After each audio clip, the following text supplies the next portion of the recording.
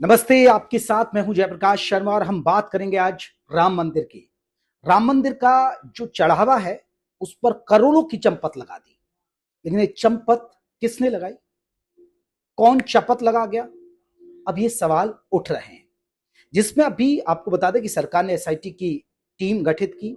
SIT की team ने फौरन जांच की और उसके बाद 15 पन्नों की रिपोर्ट सौंप दी गई है। अब सामने आ रहा है कि इसमें करोड़ों का हेरफेर करने वाला जो दान है, जो चढ़ावा है, वो कौन लोग हो सकते हैं, कौन कौन शक के दायरे में आ रहे हैं, ये एक बड़ा सवाल उठ रहा है। माना यह जा रहा है कि जो राम मंदिर ट्रस्ट के लोग हैं वही सबसे ज्यादा शक के दायरे में आ रहे हैं। यह भी कहा गया है कि उसमें जो राम मंदिर ट्रस्ट के महासचिव हैं चंपत राय, उनकी भूमिका भी सवालों के घेरे में है। और अब तेजी के साथ अटकलें लग रही हैं कि उनको भी एसआईटी की जो रिपोर्ट गई है, 15 लोगों पर एफआईआर की बात कही गई है, उसमें चंपत राय का भी नाम सामने आ रहा है। यानी कहा जा सकता है, अंदर खाने ये बात लग रही है कि चंपत राय ने ही की भूमिका जिस तरह सवालों के घेरे में है, जिस तरह सवाल उन पर उठ रहे हैं कि वो महासचिव हैं, सारी जिम्मेदारी उनके कंधों पर थी, क्योंकि उनको देखरेख करना था। तो आखिरकार ये हेर फेर कैसे हो गई, उनकी भूमिका इसलिए सवालों के घेरे में है।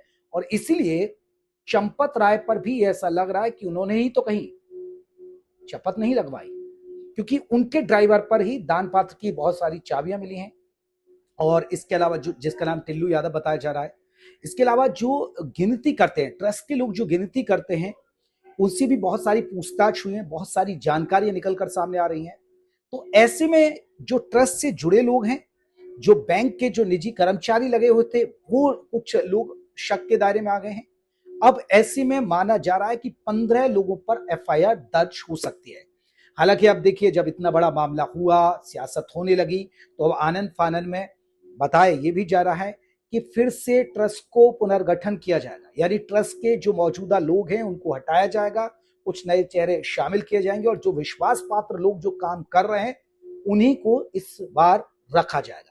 इतना ही नहीं, अब थोड़े नियम भी बदल दिए, सीसीटीवी की संख्या बढ़ा दी है। पहले आपको बता दें, टेबल और कुर्सी पर बैठकर ये पैसों की गिनती होती थी, वो सिस्टम खत्म कर दिया गया है।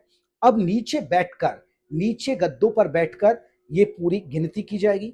इसके अलावा जो कर्मचारी अंदर आते हैं ट्रस्ट के लोग, उनकी बाकायदा जांच होगी और साथ ही साथ वो कोई भी ऐसा कपड़ा नहीं पहन के आएंगे जिसमें जेब हो, जिसमें वो पैसा छुपा कर लेकर जा सके। ये भी खास ध्यान रखा जा रहा है।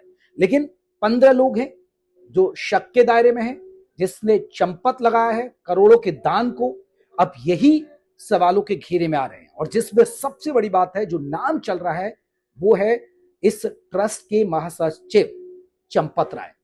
चंपत राय देखिए, पहली बार विवादों में नहीं है।